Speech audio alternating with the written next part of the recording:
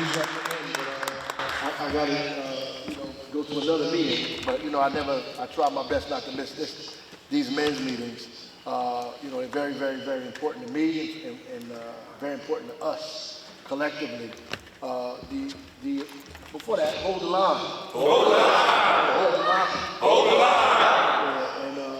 And one of the brothers was in this meeting. He got out in his truck and put the plow on. It was out there. He hit me. He was like, "Yo, brother, hold the line." I was like, "Hold the line." That's what's up.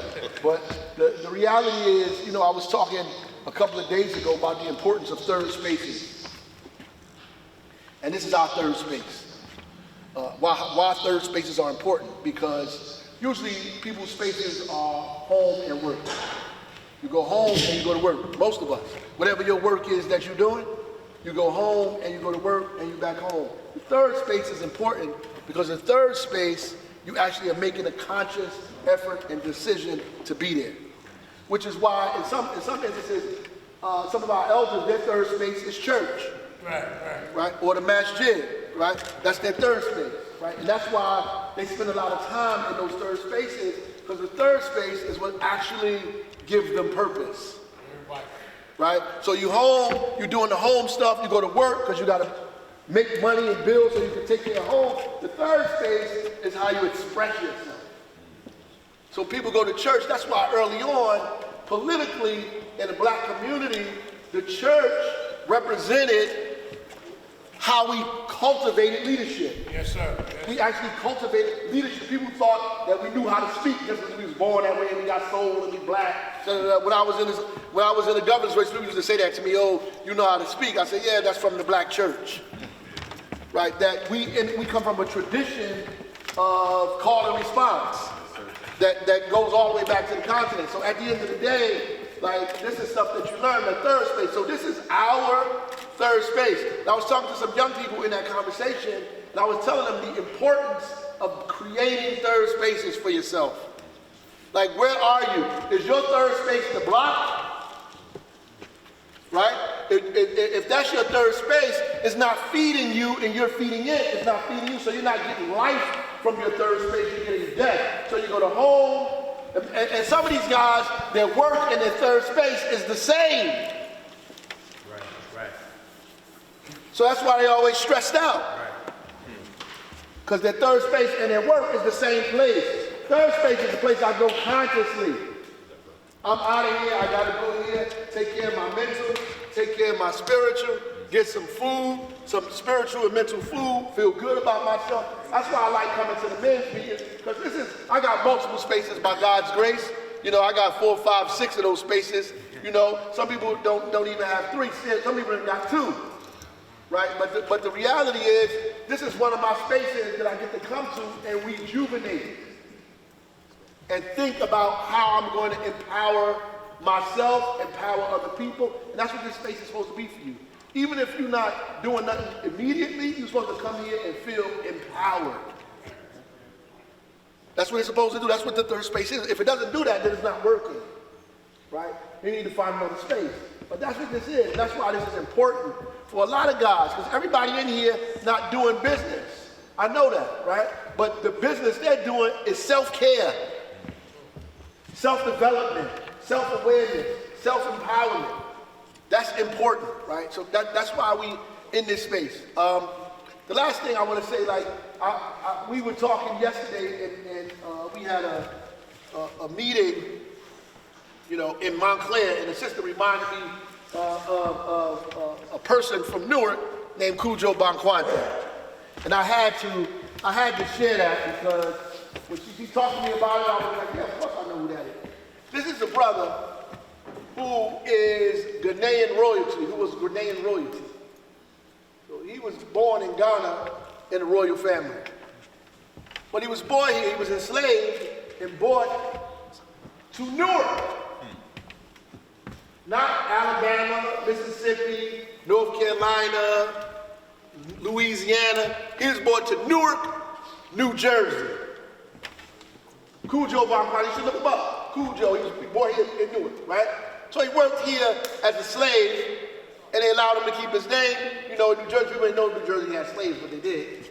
I'm gonna tell you some deep stuff before we get out of here. But he was a slave here, but you know his masters or people that controlled or used or was in charge of him, they went to First Presbyterian Church downtown. You know First Presbyterian Church. It's still there. You know First Presbyterian Church? That's right on Broad. It's still there, right on Kenneth Allen Gibson Boulevard.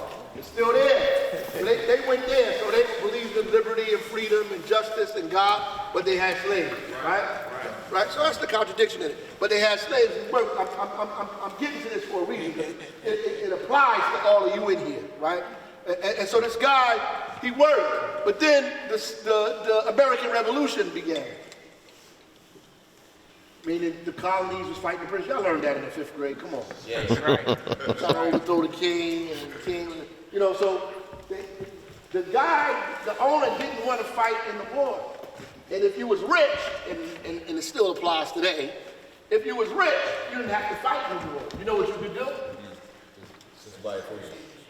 Make the slave fight for you. You could send him to war. And so he sent him to war for him. So this man came all the way from royalty, made a slave, fought in a war that he probably knew nothing about, right? For somebody else's freedom that didn't apply to him. But look how God works. So there was a law that said that they could give you freedom if you fought in the Revolutionary War, right? So he was granted freedom, right? But guess where he acquired property? Guess where he acquired the property at? Martin Luther King Boulevard. Wasn't called Martin Luther King Boulevard then, of course, but Martin Luther King Boulevard. Right across the street from St. Benedict's, Artide, that area right from the church. He acquired property right there. Was one of the first property owners, African American, black property owners in the entire state. Wow. First one, own property. And this applies to you because we always, especially in these meetings too, and I get a little frustrated, we always give ourselves excuses to fail. We always come up with a reason why we can't do it. And I'm not saying they're not reasons, because there are reasons, obstacles and people and things that are deliberately in your way. They was in your way before you came to this planet. They was in your way. It was created to be in your way. But that isn't an excuse for you to quit. To come up with questions, well, you know, if you don't got this, if I don't got that, I can't do it, right? If it's on a line and this is happening, I can't do that, right? I mean, that thinking is self-defeating. If a man can come across the Atlantic Ocean in the bottom of a ship, in a place he never even seen before, in a language he don't even know, with a religion put on him he's never even experienced, made a slave, fought in the Revolutionary War, come out and become a property owner, damn it, you could grow up in Hayes Homes Projects, get out of there and get you some property too.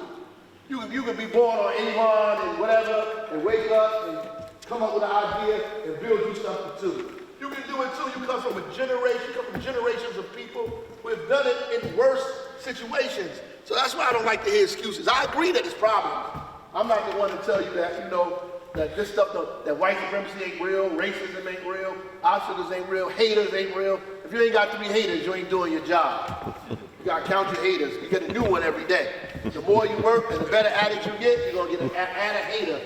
Every time you get success, you gotta add one of the haters. You gotta know they coming with it. It comes with it. Like it ain't no up without down. Like how you know what victory is if you ain't lost. Haters supposed to be there. They give you motivation. You know you don't want to be them. And you're moving in the whole opposite direction. So the reality is we have to use these meetings as an opportunity to build with each other, to do the things we need to do. People coming to give you financial advice, take it. Sister came here one time, gave us a whole lot of great financial advice. People come before you in this room, they're not getting paid to do it, and they can get paid to give this information out that they give to these people in this room. If I think about all the people who've come up here and given you stuff, jewels and gems and information and opportunity, not getting paid to do that. They doing it off the strength and the love of this community. So, and the fact that I told them they need to come here. Some of them, right? So, but at the end of the day, they're here and you need to get that information and use it. And if you can't, make sure you bring people with you who can use it, who want to use it, want to build what we see going on here and all over the state. We have to be a part of it, and there's no reason that you shouldn't be a part of it. None. And guess what? Nobody's tricking you. There's no wool over your eyes. There's no other thing going on. It's all about your will, your desire, your commitment, right, and your readiness to get it done. What Josiah said is 100% true. Miracles don't even happen immediately. At the end of the day, you got to put some effort into it. What you get out is based on what you put in. If you don't put nothing in, that's what you're going to get out of it. If you come here once or twice, you're going to get a once or twice response. You have to be committed to this work that's out here. And there's a lot of people out here trying to do whatever they're doing, and they don't want you involved in it. They don't want you involved in it. Why would they? They just don't. Why would somebody else forego their family for you? It's just not logical sense, right? I got a business. Are you telling me to hire workers? My son need a job. He don't live in Newton, right? I'm trying to hire my family. So while we're doing that, we need to have the mindset that we need to create our own jobs and hire our own children. Is that right? Yes, sir. That's right. Yes, sir. That's right. Yes, sir. So that you're not begging other people to do something for you, even though it's fair and right and should, because they're in your neighborhood. The reality is, I need my own stuff. So I get my own stuff, I can make my own pathway, my own journey, and take care of my own children. I don't need to rely on your goodwill or your philanthropy. I need to do this because I'm a man. And I have to take care of my family and myself. We agree with that? Yes, sir. Yes, sir. I have a responsibility as a man to take care and be in control of my environment. I have a responsibility to be in leadership. I have a responsibility. It's as simple as that. And so you in here empowering yourself, getting the tools so you can be responsible for doing the things that you're supposed to do. You want your kids and your kids' kids to look at you as a provider. Yes, sir. You want to be a provider. That's what it is. Ultimately, in the gut, in our heart, that's what we want to do. We want to come home and be a provider. Is that right? That's right. We want to be a provider. We want to be able to say, when my kids say, I want this, Daddy, you want to be able to give it to them. Right? Yes.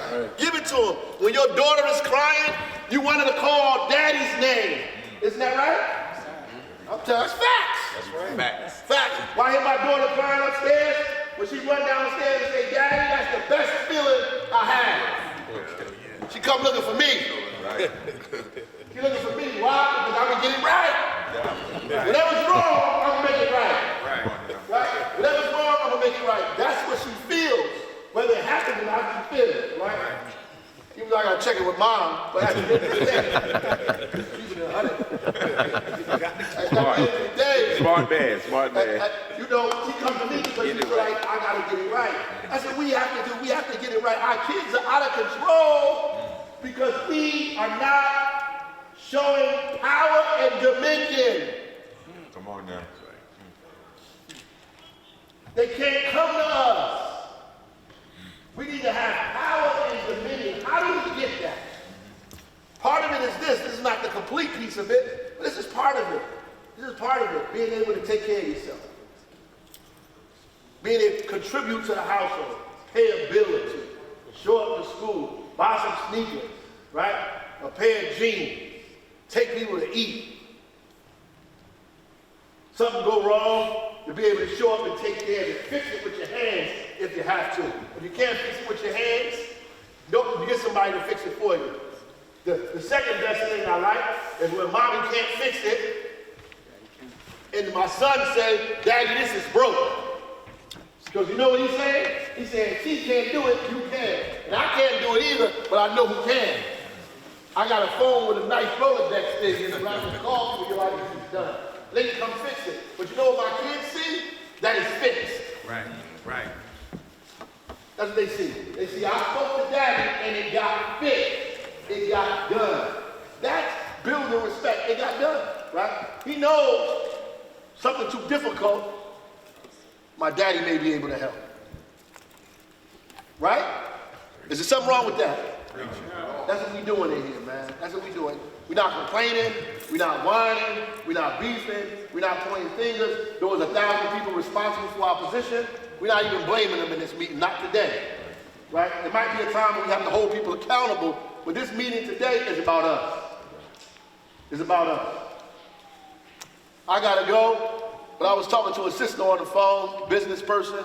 I said I have to go to a men's meeting. A men's meeting? Why y'all need a men's meeting? That's what she told me. What are y'all doing? Taking off your shirt, beating your chest? That's what she told me. She said, yeah. Perception. I said, I didn't say an animal meeting. We're having a men's meeting. Perception. Because we are building men. That's what we're doing, right? And no matter how you look at it, our fellowship with one another makes the community better. Yes, sir. Yes, sir. That's right. Our fellowship with one another makes the community better. We ought to fellowship. And we ought to fellowship about things that are important to the collective. Because many times we fellowship about stuff that don't mean a damn thing to nobody. You got enough time to talk about the game. You got enough time to talk about other people's money. You got enough time to talk about other people's houses. You got enough time to talk about the new rap group, the new music that's going out. You got enough time to talk about all those things. But how many times we get together to talk about business and ownership and controlling ourselves and our lives? How many times you get? Not much. This is one of my third spaces. And I pray to God it becomes one of your third spaces as well. And you're able to share with one another, right? And get the result that we want to get out of this, for sure, right? So I appreciate y'all. Hold the line. Hold the line. Hold the line. Hold the line. Hold the line. Hold the line.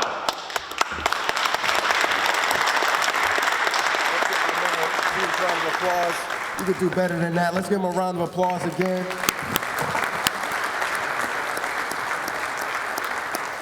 So at this time, we're going to bring on our next presenter who's going to give us a presentation. Please help us to receive Mr. Martin. Give him a round of applause. Which one should I use? Use this. Okay. All right. Thank you. Appreciate it. All right, so thank you. Thank the mayor, thank Victor, Abdul, everybody that allowed me to come and speak a little bit tonight.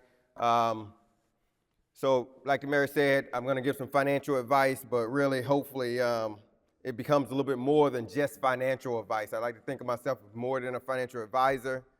And before I get started, so everybody's clear, everybody in this room, get a card from out front, from wherever, because that means you can call me and get whatever advice for free beyond this meeting. So then there's no excuses around, I had a question about something, I don't know who to go to. I'm telling you, everybody right now, call me at my office, text me, whatever it is, whatever your question is. If I don't have the answer, I have a lot of resources. That's the benefit of what I do. I have a lot of resources. So if I don't know the answer, I'll find somebody who does know the answer. So that's my commitment to this group, and I said that I would commit to that, and I'm gonna keep that commitment. All right, so with that, I'm also a very honest, people who've heard me speak before know I'm a very honest and truthful person. And the mayor and I have talked about this before at another meeting. We have a problem in America, we have a problem in New Jersey, it's called a wealth gap, right? And as he just said, there's a lot of reasons for it, and they're legitimate reasons. But there's also a lot of things we could do about it. And we need to start doing some of those things about it. We need to start becoming more builders and creators and less consumers. Because we produce a lot of spending power in this country, about 4 trillion black people do. And then Latinos produce another 4 trillion. But you know how much of that is saved? Very little. And as a result, as this graphic says, by 2053, the net worth collectively, that's all your ball players, that's all your actors, That's all your actresses, your lawyers, your bankers. That's all your mayors. That's everybody. Collectively, our net worth would be zero.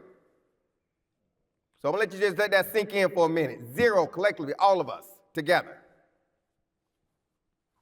That's a huge issue, and it's going to hurt communities everywhere. And the reason it is because our liabilities, what we owe, is less than what we own. So we go buy that new car, we think, oh yeah, we got a new car, it's nice, it's cool. Yeah, it's less worth the next day than you both paid for. So how valuable really is that car?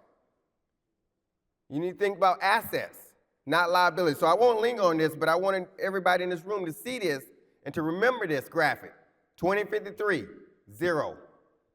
That's the number. That's where we're heading. So I'm going to talk about some of the ways we can reverse that a little bit, right?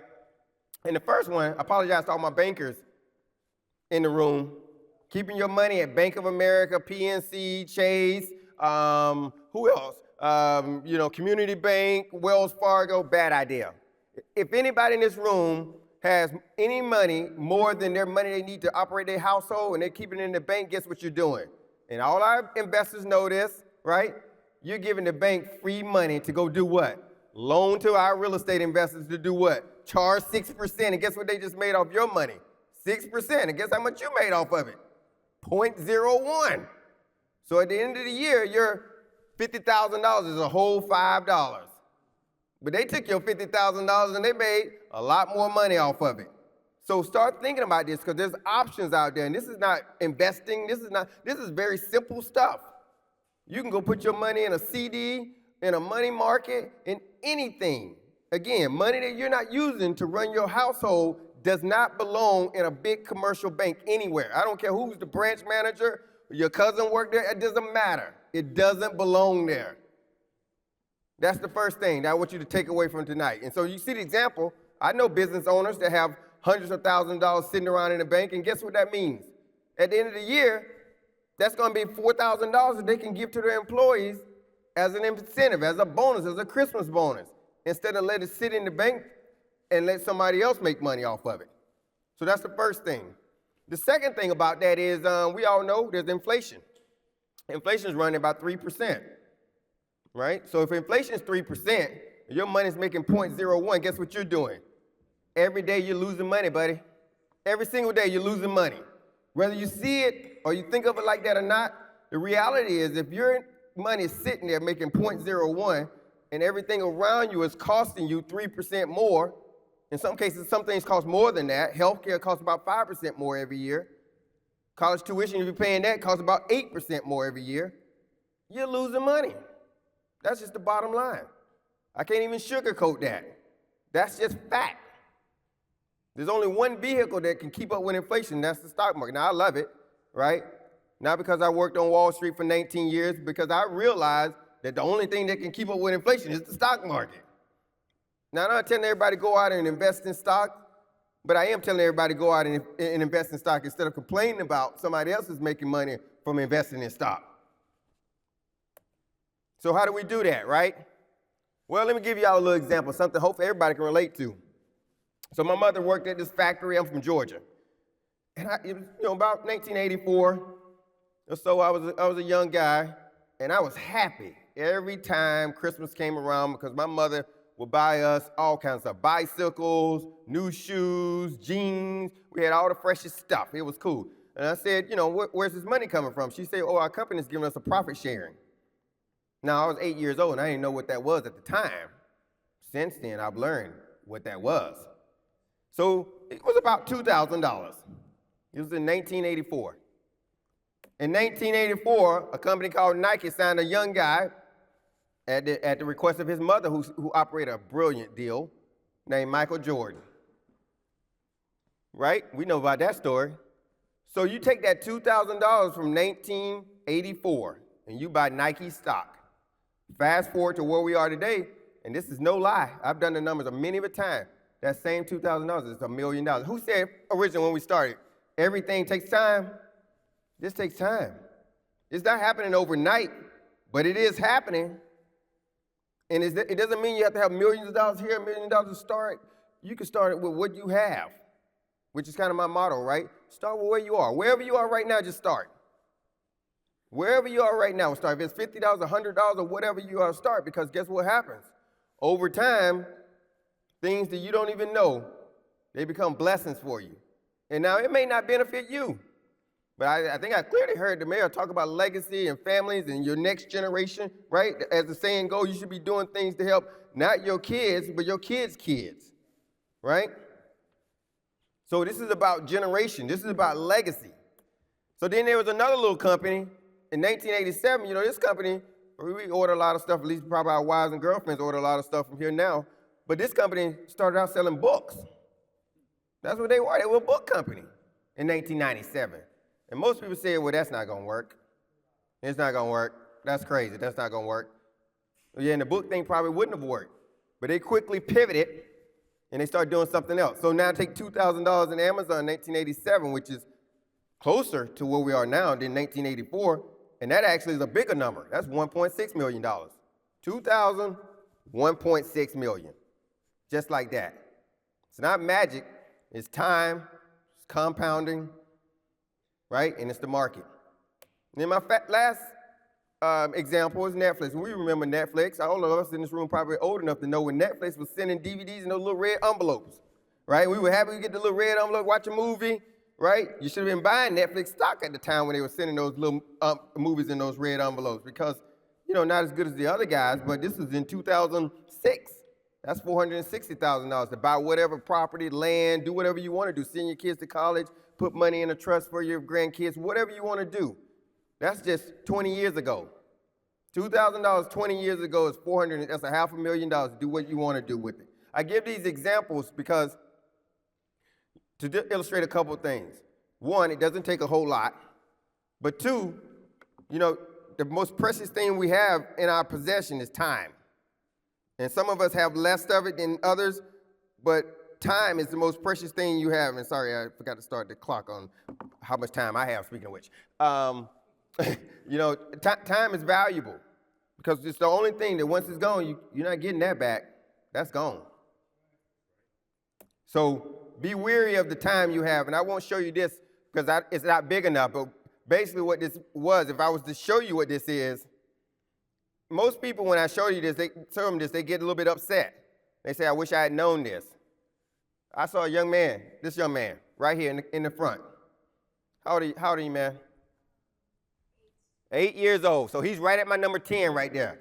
Now, if his father or grandfather takes $3,000 a year from the age of 8 to 18, any guess? How much do you think that young man's going to have at age 65? Any guess? Anybody? Just tell me a number.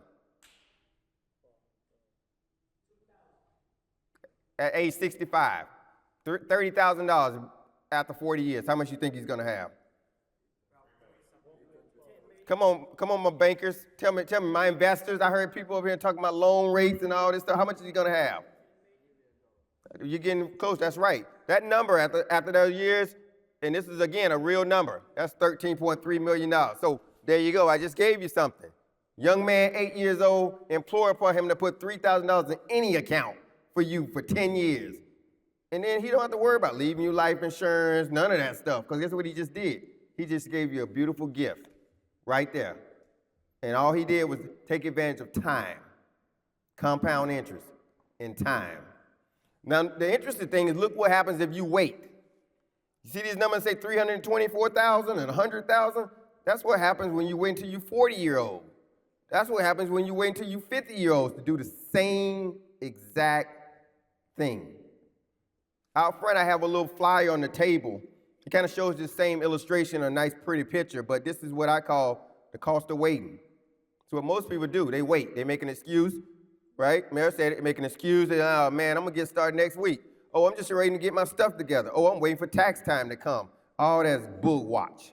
Man, forget that. Just get started today. Start with $5, $25, $15, whatever. Because every day you wait, I already told you what I say, you lose the money anyway. So why are you waiting? So get started, right? So the main reason, and thank you for indulging in that, because the main reason I came to talk today is a little bit about retirement. Because you guys are, you know, some of you work for people, you work for yourself, and I know without a doubt, you're probably not putting as much money for your own future as you would like to, right? Oh, that's not good. You're probably not putting as much as you would like for your own future as you would like to. And as a result of that, when you come to retirement, you're probably thinking, man, am I going to have enough? I got to work until I'm 80. Like any of those type of situations, which are not good situations. And that's an easy fix. And the reasons why you want it to be an easy fix. For one, every business owner in here, whether you understand, the young lady the mayor was talking about that was here to tax, I loved her. I wanted to come on the stage and hug her because she was talking about tax benefits that can help you as a business owner, as an individual. That everybody in this room, if they're not doing, should be doing. They go to the second thing, call to action. You should be doing that tomorrow, right? There's so many benefits to the one big beautiful bill or whatever they want to call it. Call it what you will, I don't care, right? The reality is there's a lot of benefits to it. They've expanded so much stuff, and as a business owner, they're giving it to you. And again, but what will I see? I'll see people on Facebook or Instagram complaining, oh man, everybody take advantage of this, they got the inside, they know somebody.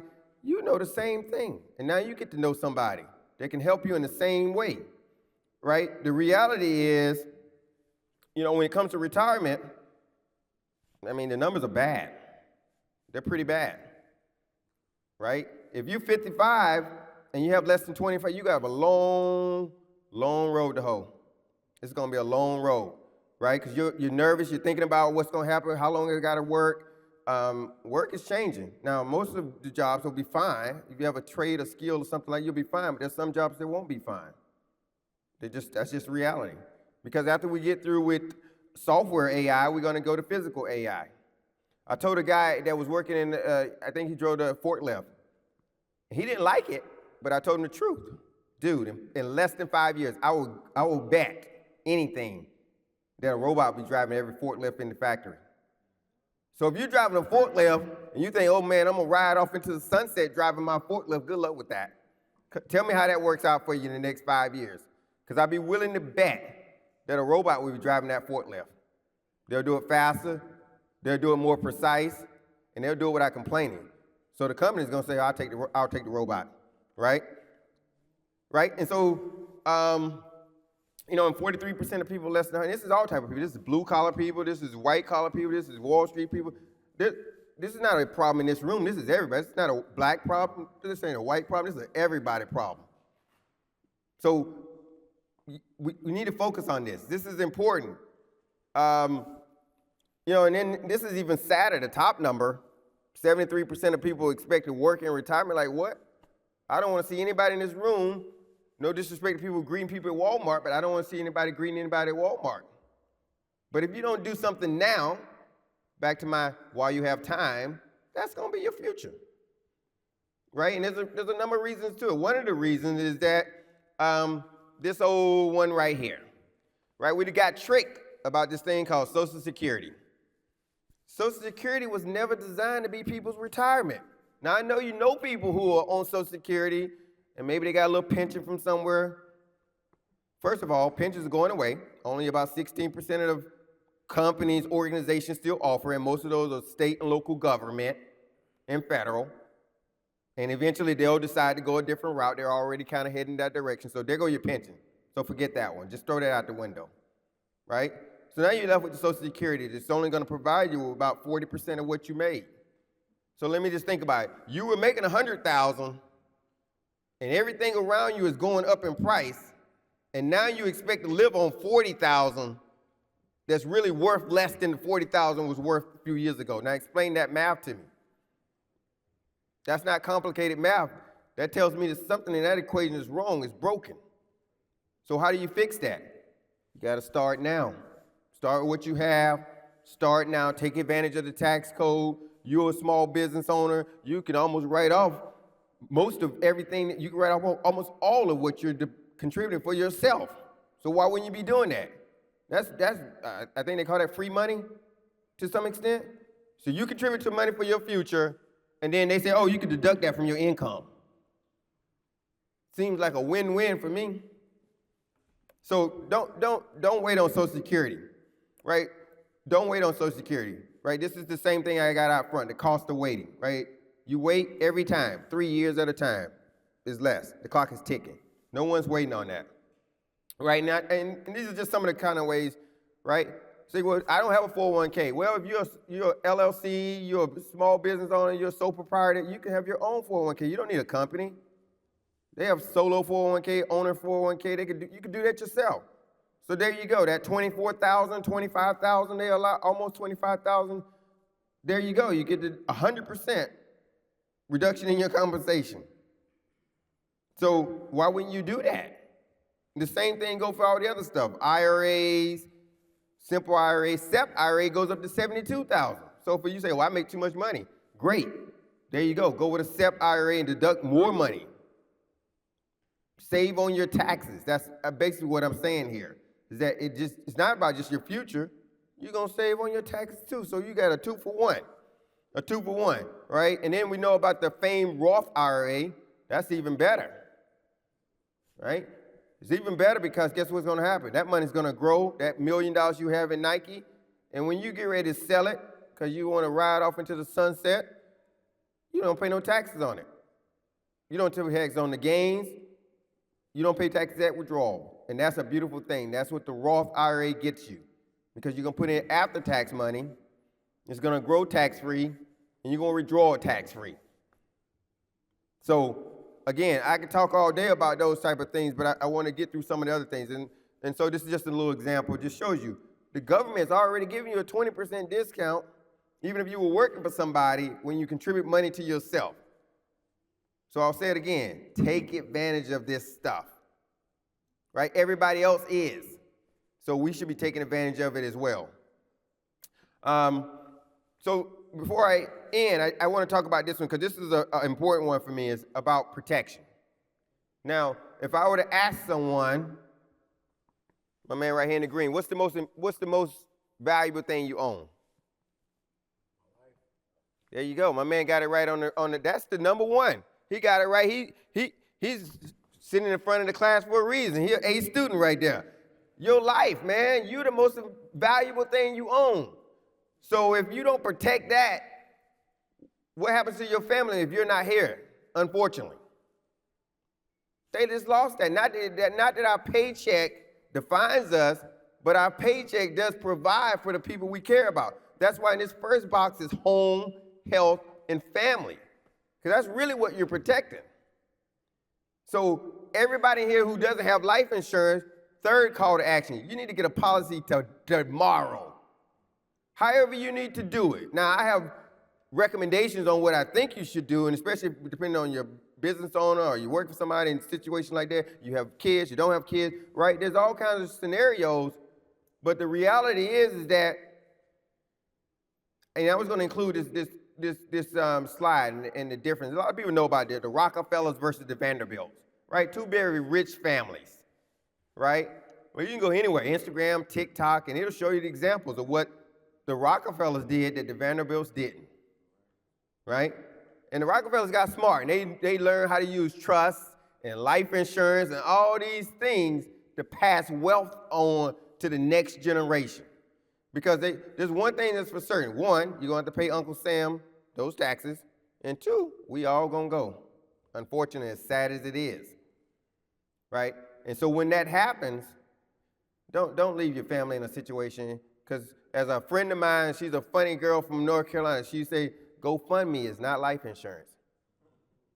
GoFundMe is not life insurance, right? Sometimes it's cheaper than you realize. So just do it, right? And even people who work at companies, I love those people. Those are my favorite one. They say, I got life insurance at my job. Do you? Do you own it? Because if you don't own it, you don't have life insurance at your job. You got life insurance while you have the job, right? While you have the job, right? So I have a buddy I went to college with, was working at Norfolk Southern train line or whatever, 30-something years old. He said, man, I got life insurance at my job. While he was working there, Norfolk Southern, as companies would do, right? He had life insurance. He was good. But at 36 years old, the dude had a stroke. 36.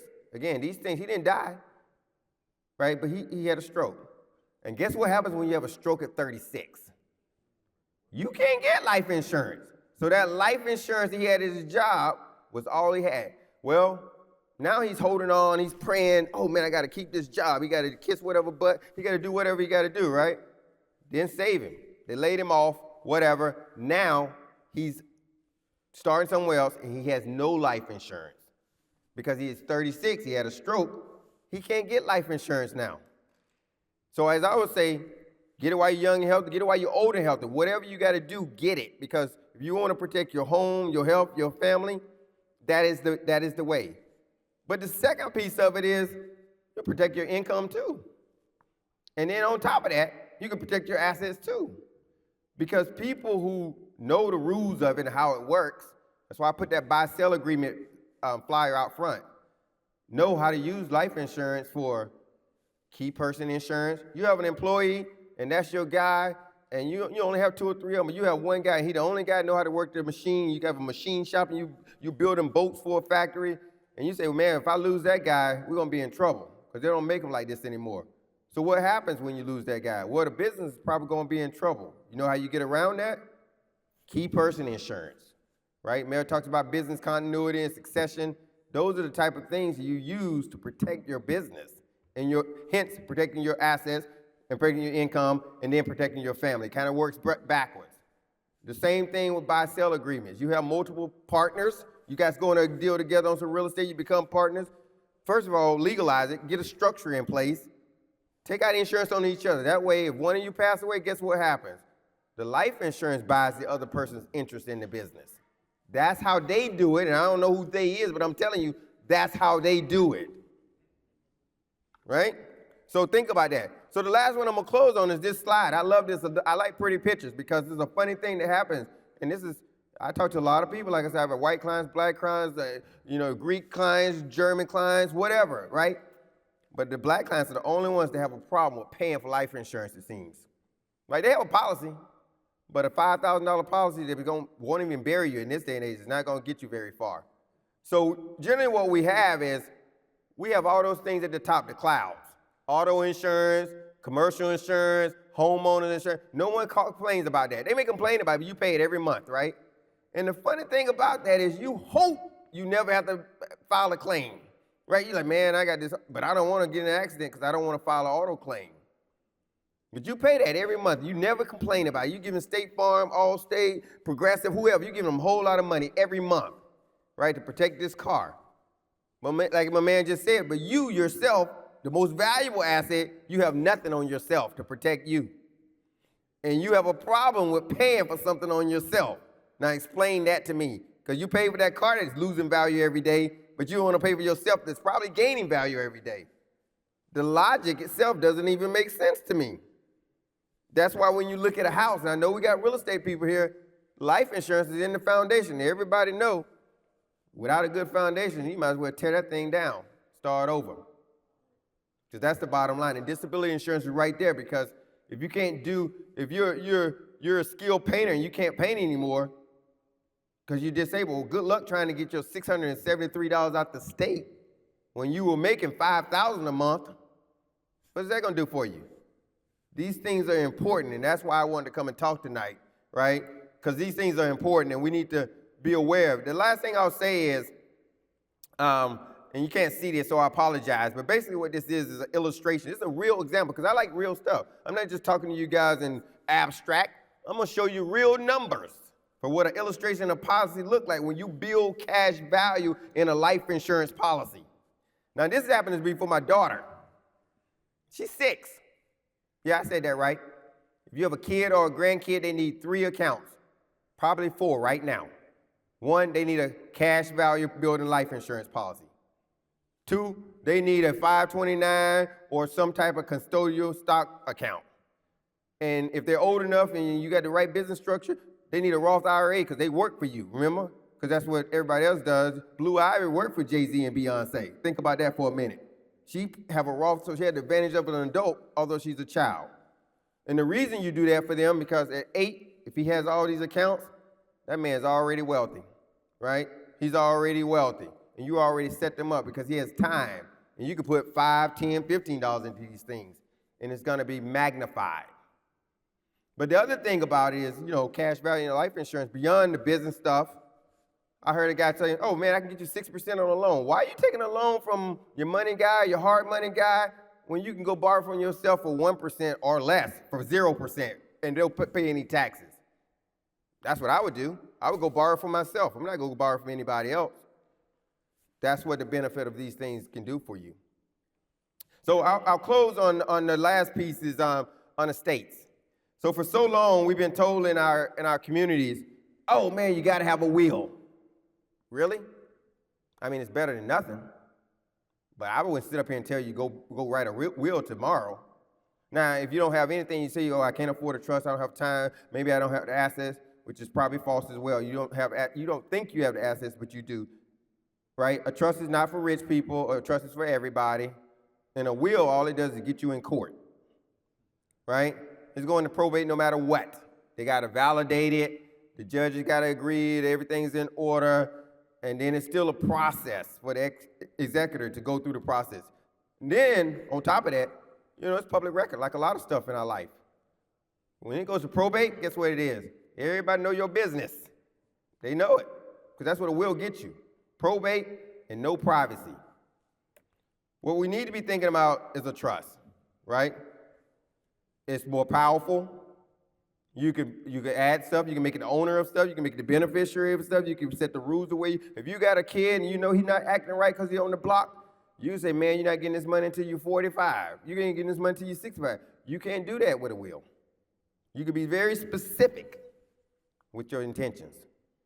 So I would, again, implore people to start looking to these things, because legacy, that's how you start to do it. You start with building assets. You take care of yourself and protect yourself. And then you figure out how to have a plan around whether it be your business or your assets, your house, your home, your whatever, your investment accounts. Figure out how to put those things in a place where you control it while you're alive. And then if you're not here, you can still be controlling because you've already wrote the real rules around what happens. So I'll stop there and allow, I think I hit my buzzer on time. There we go, it's going off, and allow people to ask some questions.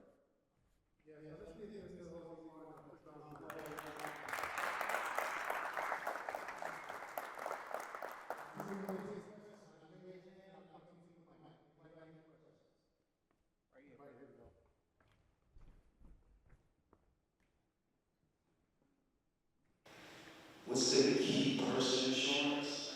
Key person insurance is if you have a person in your organization that will agree to you as a business owner or entity owning a life insurance policy on them, you can take out that life insurance policy on them. Now, if you're a generous person, you can structure it in a way that, for instance, like I was showing you the cash value, for example, this stuff, building millions of dollars. You actually, maybe they don't die. Hopefully they live past and they retire and they're ready to retire. You can actually structure it in a way where they're able to take like a deferred compensation from the cash value, kind of as a reward for allowing you to own a policy on them in the event that they would have died. So you take out a policy, and if they do die, instead of your business struggling, you can't find anybody, you can't find somebody with the skill, or whatever, maybe you do have to shut down. That insurance company pays you to benefit instead of their family, because you're the person that owns the policy. So that's a key person insurance. Do you structure that, or do you push somebody that does it? I'm sorry, I couldn't hear. Do you structure that, or do you push somebody that does it if you don't? I heard the first part. Do you put that together? Do you organize? Yeah, So I do. So I didn't talk about me because it's not really about me, but I would say think of me like a quarterback. Right? I can know all the people. I got all the connections. I got receivers and running backs and all the people blocking for me and everything. So my practice itself, I can do everything. Life insurance, estates, the whole bit. But if necessary, like I said, I have resources that could so I work with all kind of carriers and people like that. Yeah. Thank you. I'm gonna get your card. This is my first time here. I heard you say it's out front where I can get it personally from you. Okay. Yep. Jose Martin. Yep.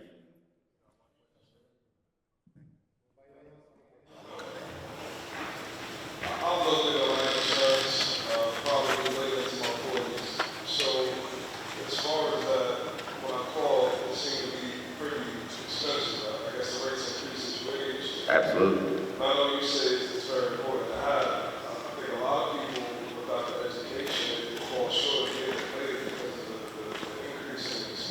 Yeah. So is there like a particular plan, maybe it's easier for us to get into at a later age that allow us to start reaping the benefits? Absolutely. So, you know, I'm again, at the risk of, again, I hope I don't offend anybody. One of the problems we have is that our community people try to take advantage, our own people sometimes take advantage of it, right? So, life insurance is a product where people make commissions off of. And look, like I said, I wear it on my sleeve. I'm gonna be honest with you guys. They make commissions on it. And you know, so how does that work? The bigger policy you sell, guess what you get? A bigger check.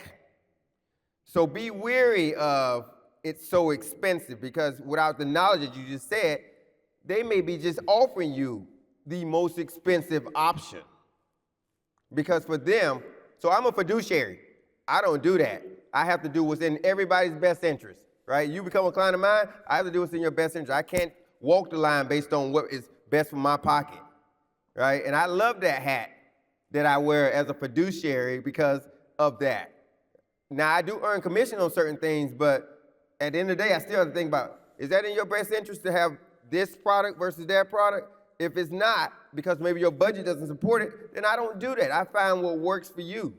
Now, I like to say I can find something for everybody's budget, because I think that there's a lot of options out there. And again, based on your scenario, there are different options for the budget, and even options to still build cash. For instance, like a universal life. Most people know IUL, because this is what's peddled to us on Instagram, TikTok. Get an IUL, don't invest in a retirement, don't invest in the stock market. Don't do that. I said it today, don't do that. Insurance is actually not an investment, it's an insurance policy. So don't try to replace investments with something that's trying to behave like an investment, but really is a life insurance policy.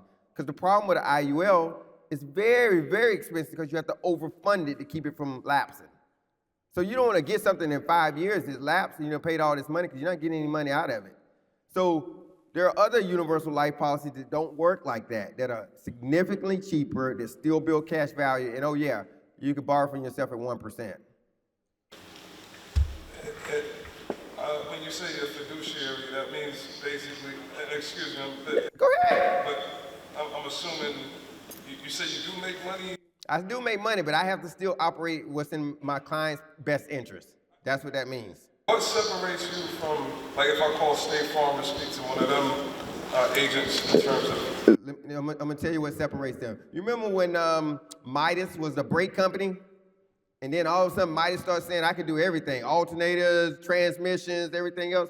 But in my mind, Midas is still just a brake company. That's their specialty. State Farm sell property and casualty. That's their specialty. Let them stay in that lane. Go to somebody that can deal with life insurance as a specialty, and you're gonna be much better. You're always gonna get a better rate. You're gonna be much better off. That's kind of how I see that. Yeah, and they don't have to operate in a fiduciary, because I have a license. One of my licenses puts me in the fiduciary category. That's the difference. I don't just have a life, most people just have a life insurance license. Like people still IULs, they do that because you only need a life insurance license to do it. I have many security license, variable annuities, I have all kinds of licenses, and one of those puts me in the fiduciary category. Yep, no problem. We have one last question right there. Good evening. Good evening. Thank you for the education. I own a home. I also have life insurance policies, a whole life insurance policy. I have a 401k, and I also have stocks. And interestingly, I was just doing research on what's better, is it will or trust, right? Thank you for that clarity. But for further clarity, what can I put in trust? Can I put my house, my whole life insurance, my 401k? Because right now, with all of these policies that I have beneficiaries, right? Yes. My brother, my wife, Yes. etc. Can you break that down? Yeah, absolutely. Great last question. So he's asking, what can he put in the trust? He has a lot of different assets. He has life insurance, he has a house, he has a 401k. So he wants to know what he can put in the trust. For one, and then he brought up another point, he has beneficiaries on it. So the only thing that I would say, it doesn't trump a trust, that is almost equivalent, is what he just said, designated beneficiary. Any account that allows you to put a designated beneficiary is almost just as good, because guess what? You don't go to court. That company, whoever it's with, They're gonna go just to the bidder, no red tape, no one waiting on the money. It's gonna go right to them. As long as all the information is accurate, which is again, an interesting issue I see in our communities where we don't update stuff. It's got somebody, fellas, is most of the men in here? If you get a divorce, make sure your ex-wife is not on any of your stuff. You need to go through all your papers tomorrow and make sure that's not the case, because if you go, she getting it. I don't care where your status is, so update your information. But yes, so you could, the way I recommend doing it is the trust owns the house. The trust is the beneficiary to the life insurance. And if you have 401k before, if you move it to a brokerage or something like that, you can put those investment accounts in the trust as well. But if you have it at the company, still at the company's plan, you're better off just keeping it as a designated beneficiary. So that's how you can, but you can put practically anything in there, right? It just depends on the structure, whether it's a trust as the owner or the beneficiary. That's really the difference. Either way, the rules that you write in the trust trump almost anything, because you could be very, very, very specific. You could say, money don't go to Kenny until he get his degree. I mean, you can't do that in a 401k, right?